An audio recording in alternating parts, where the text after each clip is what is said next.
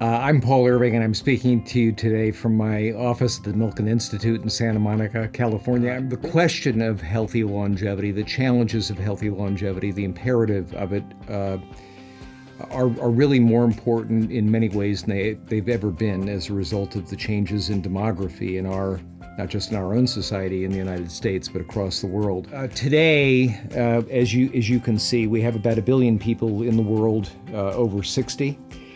But about 2 billion by 2050. That, by the way, not only represents a huge increase, but a much more significant proportion of the population than the older adult population represents today. Here's the global proportion of the population 65 plus in 2020. You can see the darker colors represent the countries with older populations. But look what it looks like in 2060. The paradox, the longevity irony in a sense, is that longer lives are in many respects the greatest scientific achievement of all time, and yet in many ways we don't know how to take advantage of these additional years that we have, this additional 20, 30, 40 years. So when I think about the great challenges of aging, I think about it, trying to simplify in a sense, in 3 major buckets: health, financial security, and very, very importantly, purpose. When we think about health challenges, the health challenges associated with longer lives and with aging, what we know is that while aging is not a disease, aging is certainly the principal risk factor for disease. And again, we're seeing this today with the enhanced risk to older adults related to the coronavirus. Social isolation and loneliness are increasingly recognized as public health challenges, and in many respects with an older population, public health crises. Let's talk about financial challenges just for a moment. So what you can see from this, and by the way, this directly relates to health as well. In the U.S., a significant proportion of our pre-retirees, those 50 plus, have less than $100,000 in liquid assets. Now, the good news is, I suppose, that while way too many Americans are undersaved, underinvested, and don't have the resources necessary to support reasonable lives, more of them want to work. There are direct relationships between work and health. Work is good for you. Health and wealth, health and work are absolutely interrelated. But there's a challenge. There's a problem.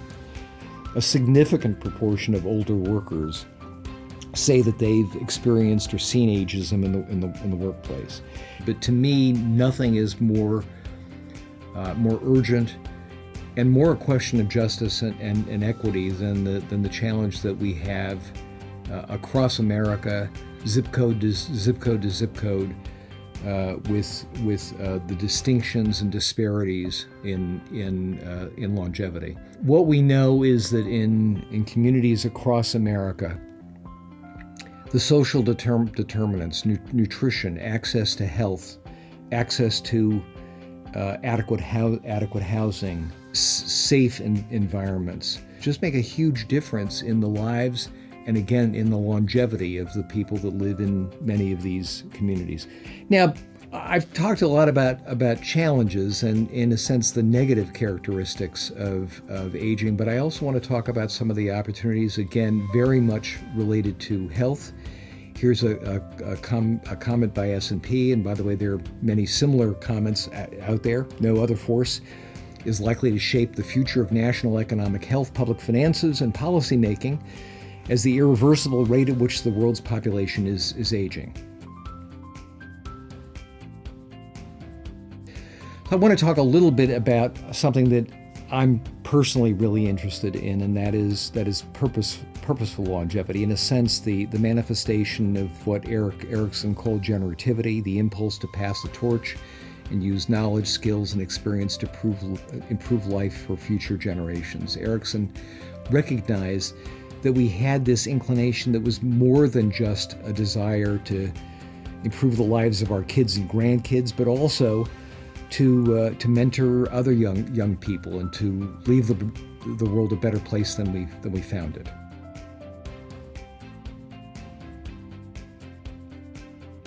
policy officials across the United States, certainly at the state level and very much in locales, recognize the reality of demographic change in their states and in their communities, and are taking this on, understanding that keeping the older population healthy is not just good for them, it is good for younger people and future generations as well.